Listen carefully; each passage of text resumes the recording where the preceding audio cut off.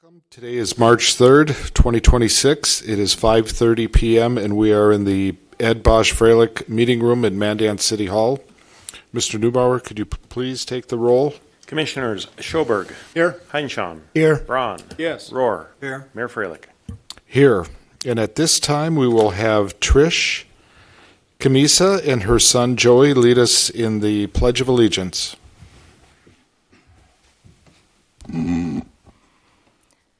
I pledge allegiance to the flag of the United States of America and to the republic for which it stands, one nation, under God, indivisible, with liberty and justice for all.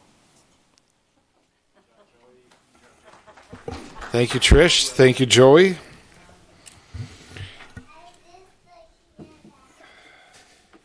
Okay, we will move on to announcements, and the first one is recognition of Cappuccino on Collins for the 2025-26 Winter Business Awards. Carrie?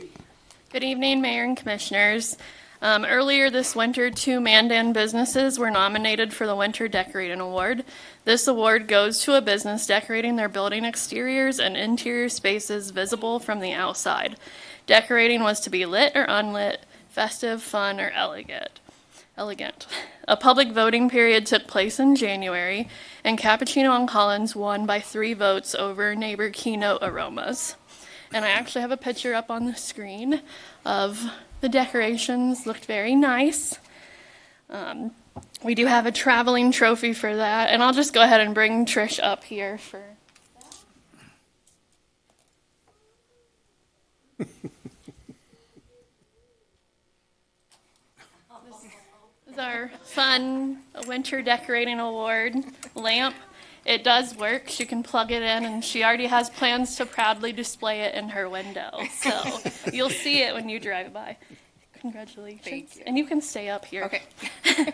Cappuccino and Collins also won the Golden Shovel for keeping walkways free of snow and ice this winter. There were 6 Mandan businesses nominated by the public. It was also followed by a public voting period in February. Cappuccino and Collins won with 31% of the votes, and Vicky's Sports Bar was a close second. So we have a golden shovel for that, too.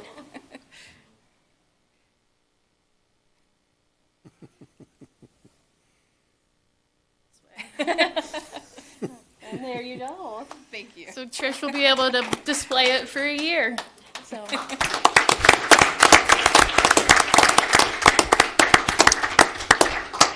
Congratulations, Trish. Now we will volunteer recognition. Lori Langang, Community Beautification Committee. Yeah. Lori, Harry? will you join me up here, please?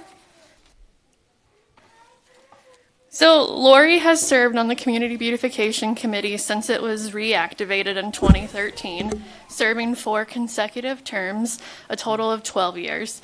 Lori was also a part of the reactivation, an integral part of the reactivation of that committee.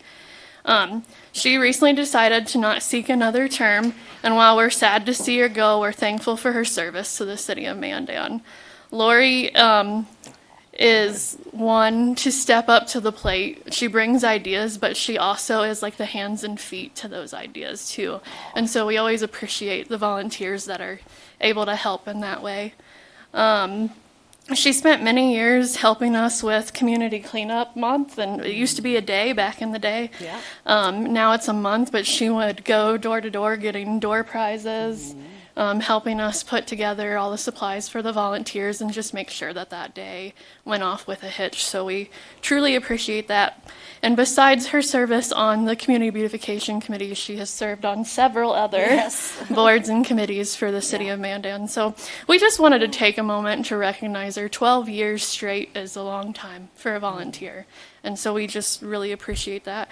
We have a certificate of recognition to present to Lori for her time. That's nice. Yes. Thank you. Yes, thank thank you very you. much. It's a pleasure. I've had a pleasure of being part of committees with you, Carrie, with Jim, Commissioner Heinshan. I've been on the School Foundation board with him, and Commissioner Rohr. We served on the Mandan Progress Organization together for a number of years. Mary Laura, if you remember, it was about 16 years ago. If you remember, you came to me and you said you should consider running for city commissioner. Yes, So I here we did. are, 16 years later. There you are. Yeah, yeah. So thank you. It's always a pleasure. We have some great staff. As you mentioned, a number of committees that's been involved with a number of city staff. We have some awesome staff. Let me tell you, they go above and beyond.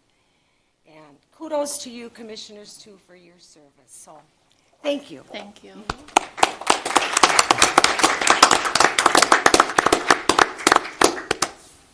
Thank you, Lori. Now we will move on to the Morton Mandan Public Library Passport Service Update. Barb? Hello, Governor. I like the ring of that. Next. Mayor Freilich and Commissioners. I just thought I would let you know that you may have heard recent news that passport libraries who are doing passport services throughout the country, there's about 1,400 of them who have been, they have been ceased, so their services have been ceased. And that does not affect us. That only affects nonprofit libraries. We are a government-funded and operated library through the city and through the county. Therefore, we meet the federal requirements that passports have to be conducted by a federal government agency of some sort or a government agency. We now are doing passports Monday through Fridays and the second Saturday of each month. We offer walk-in services for people. We can take all over Burleigh County. We've had people from Garrison and up by Rugby, so it's amazing. So we are very proud to continue to be able to offer this service. We just wanted to make sure that you understood and that our fellow citizens understood that we are still able to do passport services. Just a couple of numbers for you. We did services and passports just Monday and Thursday in January. Up through the 17th, we just did our normal time, and we had done 75 just in a 2.5 week time frame. We did about 75 processed passports. Once we started going Monday through Friday, I was curious if it would kind of shift or just balance out. No, we increased services by 22.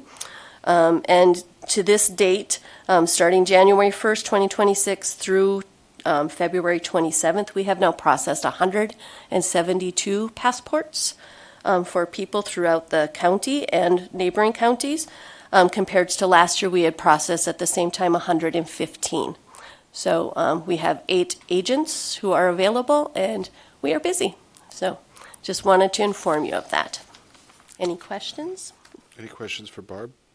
Mayor and Barb, I would just say you're open for business, but you do it with a smile, and people, I've heard from different people in the community that are pleasantly surprised that you do it and the service and customer service that you provide. So thank you for continuing to do that. Thank you. It's fun. Thank you. Thank you, Barb.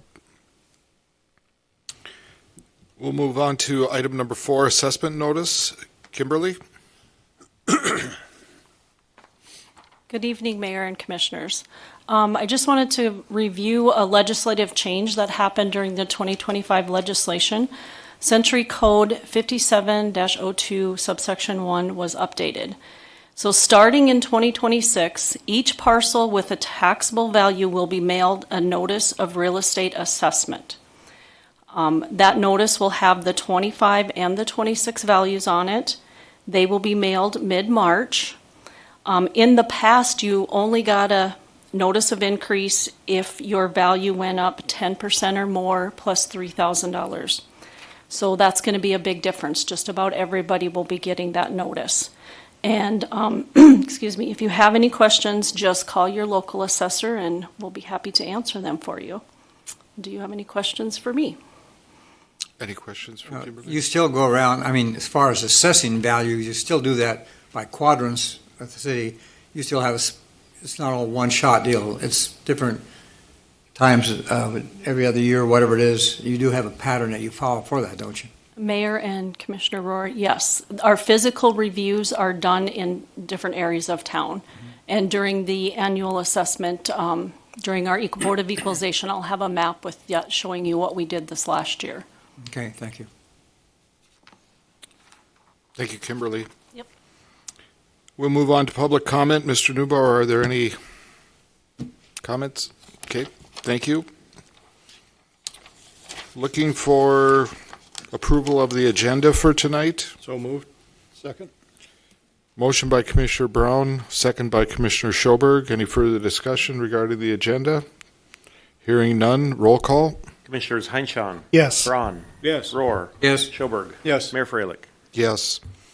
We'll move on to the approval of minutes. Consider approval of the February 17th, 2026 Board of City Commission meeting minutes. I'll move to approve the minutes of the February 17th, 2026 Board of City Commission. Motion by Commissioner Schoberg, second by Commissioner Rohr. Any discussion? Hearing none, roll call.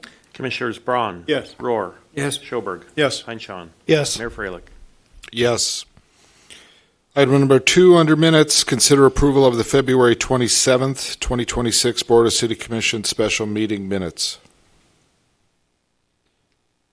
I'll move to approve the February 27th, 2026 Board of City Commission special meeting minutes. Second. Motion by Commissioner Heinchan, second by Commissioner Rohr. Any further discussion? Hearing none, roll call, please. Commissioners Rohr. Yes. Schoberg. Yes. Heinchan. Yes. Braun. Yes. Mayor Freilich. Yes. Now we will move on to public hearings. Consider floodplain district ordinance 1484. Jordan? Good evening, Mayor, Commissioners. Before you tonight is an ordinance that we have for the floodplain management section of the Mandan Code of Ordinances, ordinance number 1484. This is the first reading of this, and I just wanted to highlight a few things. The City of Mandan is part of the NFIP, which is the National Flood Insurance Program, where our community is part of that. The NFIP was created in 1968 to mitigate future losses and to provide access to federally backed flood insurance loans to property owners.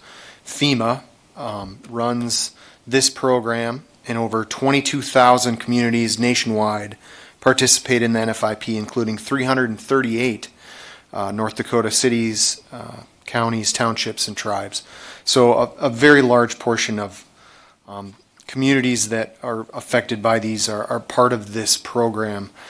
The Senate bill from last session in the state, Senate Bill 2027, took effect on August 1st of 2025, and it made several changes to the North Dakota Century Code relating to Floodplain Management Authority.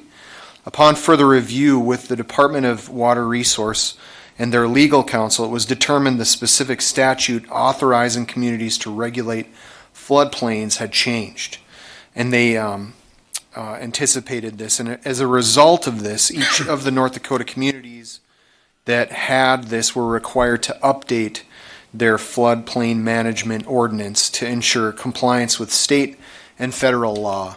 So that's the process of where we're at right now. We're in the middle of changing that. FEMA has suggested this new ordinance, and we have taken it face value, basically, as they have asked us to. The things that we have in there are very similar to what we currently have for a floodplain ordinance. There are a few changes when it comes to the residential side of things, and relating to, I don't want to lose you in the weeds here, but relating to the base flood elevation, which is the height of the floor level that you can be at when you build a structure. So there's different things that they have in there for that, but for a majority of the floodplain ordinance, it's the same. So the other thing that I want to reiterate about this new floodplain ordinance is that we are doing this because they've asked us, but on top of that, this not only affects this ordinance, but it affects how we do grant writing, how we do disaster relief for the community, not just for floods, but for assisting us in any natural disaster that may occur in the future. So there's a lot of implications that come with this, not to undermine that, but one of the things that happened a couple years ago with the changes we made to a building code amendment was, I know we were at least in the state, we were struggling with some different brick grants, and I know you're familiar with them, but one of the changes we made was to add the flood section of the building code into the ordinance, or not the ordinance, but the state building code, and it has helped in our grant writing. So we're seeing some of these things. If we stay on top of these things, we're able to get better scores, better things when it comes to grant writing that not only affects flood insurance or the building code, but a lot of the different grant writing opportunities that we have as a community for the city, for the residents to obviously lower costs. So this is one step in that process. I'm not going to bore you by reading it. It's about 17 pages, and I did want you to know we ran this in the paper. We also have a copy of that if anyone's looking for it. It's on our city website as well under the building inspections tab, cityofmandan.com/building inspections. It just says floodplain ordinance. It's there for anyone to read, and for any comments. Obviously, this is the first reading. We're going to have a second reading March 17th at the next meeting if there's any comments in between, but I will at this time stop talking and ask for any questions that you might have for this floodplain ordinance. Mayor Jordan, do the counties also abide by the same ordinance? Yes, Commissioner Rohr, that is correct. The county floodplain manager, Natalie, will also be adopting a version of this, City of Bismarck, pretty much everybody in the state, so, yeah. All different, areas of government, municipalities, counties. Yep, those that are involved with the NFIP, that is correct. Jordan, correct me if I heard this correct or not. Basically, by doing this, as we have in other realms in local governance here in the city of Mandan, by doing this, we can better access other funding sources to help with other things. Did I hear you right? Mayor, Commissioner Schoberg, that's correct. I think grant writing is becoming one of those things that we're all trying to get better at and looking for those opportunities. We got grant here from one of our consultants, and I know they look as well. But yeah, it's a big deal when you're talking about, multi-million-dollar projects and different things and infrastructure and all these opportunities that we have. And I know it's probably a small part of the piece of, point system or however they look at it. But the bigger one for me, I think, is the disaster relief that would come from FEMA. Without that, I don't know what, I don't want to just say as a community, but as a state, how we would do that. Their assistance is vital in any type of emergency situation, and they will be here to help us. So, thank you. Any other questions for Jordan? If not, we will open the public hearing, and we are asking for comments. Second call for comments. Third and final call for comments. The public hearing is closed. I ask the commissioners to move to resolution and ordinances. Item 1. Consider the first consideration of Ordinance 1484, Floodplain Ordinance 105-4-4 of the Mandan Code of Ordinances. I move to approve the consideration of ordinance number 1484 as presented. Second. We have a motion by Commissioner Rohr, a second by Commissioner Brown. Any further discussion? Hearing none. Roll call. Commissioners Schoberg, Yes. Heinchan, Yes. Braun, Yes. Rohr, Yes. Mayor Freilich. Yes. Thank you, Jordan. We have no bids. We will move on to the consent agenda. Are there any items you would like removed from the consent agenda? Mayor, I'd like to pull item 3 for just more clarification of the cost share piece in our application. Okay, item 3 is pulled. Would entertain a motion for the remaining consent agenda. I'll move to approve consent item agendas for this evening, item number 1, number 2, and number 4. Second. Motion by Commissioner Rohr, second by Commissioner Schoberg. Any further discussion? Hearing none. Roll call. Commissioners Heinchan, Yes. Braun, Yes. Rohr, Yes. Schoberg, Yes. Mayor Freilich. Yes. So we will take up item number 3, which is consider an agreement for cost share reimbursement for the 2026 Reconstruct Project Area 2B. Jarek? Mayor and Commissioners, good evening. I can go over a brief explanation, then try and answer questions afterwards. This is a cost share application that was approved by the State Water Commission at their February 12th meeting. This cost share would be for the Area 2B project, which is the proposed street, sewer, water main, and other miscellaneous improvement projects around the Roosevelt Elementary School.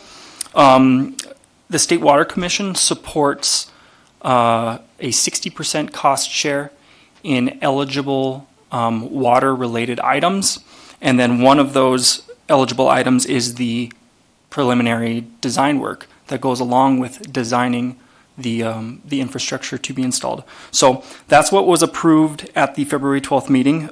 We applied and were awarded nearly $230,000 for this project. And I think we're really fortunate to have this program available to us. And I can try and answer any questions that you might have otherwise. Any questions for Jarek? Okay, thank you, Jarek. Commissioners? I'll move to approve the cost share agreement as presented. Second. Motion by Commissioner Heinchan, second by Commissioner Brown. Any further discussion? Hearing none. Roll call. Commissioners Braun, Yes. Rohr, Yes. Schoberg, Yes. Heinchan, Yes. Mayor Freilich. Yes. There is no old business. We will move on to new business. Item number 1, consider approving plans and specifications and authorizing the advertisement for bids for Project 3A. This is near Red Trail Elementary, Street Improvement District 241. Jarek? Mayor and Commissioners, yes. It's been a little bit of time since this has been in front of you. More engineering and city staff have been plugging away at design on this project, and then included in the packet you can see a substantially completed plan set. That's available for your review if you have any comments on that, or the public's review if they have comments on it. We would be able to continue to make changes throughout the advertisement for bids through addendums. So that's for everybody's information. This is this project is maybe a little bit different than some of our other projects that we have active right now, in that it is just a street rehabilitation project. We took a look at the water mains and the sewers underneath these roads, and we're comfortable with their conditions and their ability or their life cycle relative to our proposed improvements. Our proposed bid date is March 27th, if approved tonight, and we're recommending approval of these plans and specifications and seeking authorization to add for bids. Questions for Jarek? Jarek, just to let everybody know that in the interest of full transparency, that we have already had 2 public input meetings at Red Trail Elementary. Mayor, Commissioner Schoberg, that is correct. Yes, we had a public input meeting prior to the creation of the district at Red Trail Elementary, and then brought the district creation before you, and then had a subsequent meeting after we had mailed letters with estimated special assessments, and we had a insufficient protest, and we've been continuing to get calls and emails from residents that are interested in participating in the project, and we've continued to do so, and we plan to continue to do so going forward. And much of the interests and concerns voiced by the residents of that district have already been addressed and remedied, some of them within the first week. Mayor, Commissioner Schoberg, yes, Public Works did a really good job responding to issues that could be resolved prior to this project. So, yeah, we are trying to fix issues that we can fix without a $4.7 million project attached to them. So, kudos to Public Works. And like the other projects that we initiated in the last couple summers, with this one, will there be a resident project representative on site, or basically a coordinator between the construction companies and the people that live there? Mayor, Commissioner Schoberg, yes, we would have on-site representation from Moore Engineering, and in addition to doing inspections to make sure everything is installed correctly and specifications are followed, they do a lot of community outreach and community assistance related to, rolling garbage cans out, assisting with package deliveries and stuff like that. They're very flexible and very responsive to communities' needs. Thank you. Any other questions? If not, thank you, Jarek. Commissioners, what are your wishes? I'll move to approve the plans and specifications and authorize the advertisement for bids. Second. Motion by Commissioner Schoberg, second by Commissioner Heinchan. Any further discussion? Hearing none. Roll call. Commissioners Rohr, Yes. Schoberg, Yes. Heinchan, Yes. Braun, Yes. Mayor Freilich. Yes. We'll move on to resolution and ordinances. We already addressed item number 1. We'll move to item number 2. Consider the resolutions necessary to create Street Improvement District 243, Mandan Proper Phase 1. Jarek? Mayor and Commissioners, yes, we have a group of resolutions that would initiate the district related to the Mandan Proper Phase 1 project. I do have up on my screen a little bit of a presentation to showcase maybe a little bit of how we've approached this project and to give a little bit more context to it. We did open this project out. It's phase 1 of a 4-phase project. We had a 4-phase open house on January 15th at First Lutheran Church in this project area.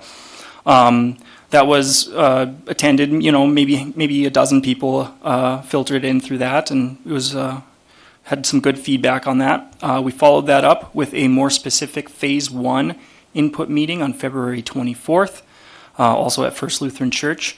Grant put on a presentation at that meeting, and we were able to have breakout groups with a lot of the affected residents in the area. Once again, got a lot of good feedback. I think people came into the meeting with a lot of concerns, and through Grant's presentation and through the one-on-one conversations that followed, I feel like there was a lot of confidence in the approach to the project, and we had some positive feedback at the end of that meeting, and that was much appreciated. Today, we are recommending the creation of the district. If it were approved tonight, the protest period would begin on Friday at the first publication of the resolution of necessity. This protest period would end on April 6th. That's a Monday. That's 31 days past the first posting. And then we would send out letters tomorrow, pending the approval tonight.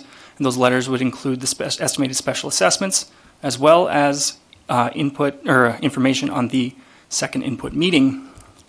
And the second input meeting is at First Lutheran Church again on March 12th from 6 to 8 p.m. And I do have a QR code up on the screen to the project website where we would be putting the most up-to-date information on this project as we continue. But our recommendation is to approve the resolutions as they're presented, and I think there is a second motion in there. And I can stand for any questions if you have any. Oh, yep. I don't think there's a second motion. We have a second motion related to the contribution of municipal infrastructure funds, if you can see it in your packet. I'll move to approve the resolution necessity. I move to approve the resolution of necessity, resolution to create the district, and resolution approving the engineer's report. Second. Okay, we have a motion by Commissioner Schoberg, a second by Commissioner Rohr. Any further discussion? Hearing none, roll call. Commissioners Schoberg, Yes. Heinchan, Yes. Braun, Yes. Rohr, Yes. Mayor Freilich. Yes. I'll move to contribute municipal infrastructure funds to the project at an estimated $2.2 million. Second. We have a motion by Commissioner Heinchan, a second by Commissioner Brown. Any further discussion? Hearing none, roll call. Commissioners Heinchan, Yes. Braun, Yes. Rohr, Yes. Schoberg, Yes. Mayor Freilich. Yes. Thank you. And with that, there is no other business tonight. Future meeting dates for the Board of City Commission are as follows. Tuesday, March 17th, 2026 at 5:30 p.m. Please, I'm requesting that you wear green. Tuesday, April 7th, 2026 at 5:30 p.m. And also the Board of Equalization will be at 7 p.m. that night. Tuesday, April 21st, 2026 at 5:30 p.m. And with that, be kind to yourself, be kind to your neighbor, and it is onward and upward, Mandan. Meeting is adjourned.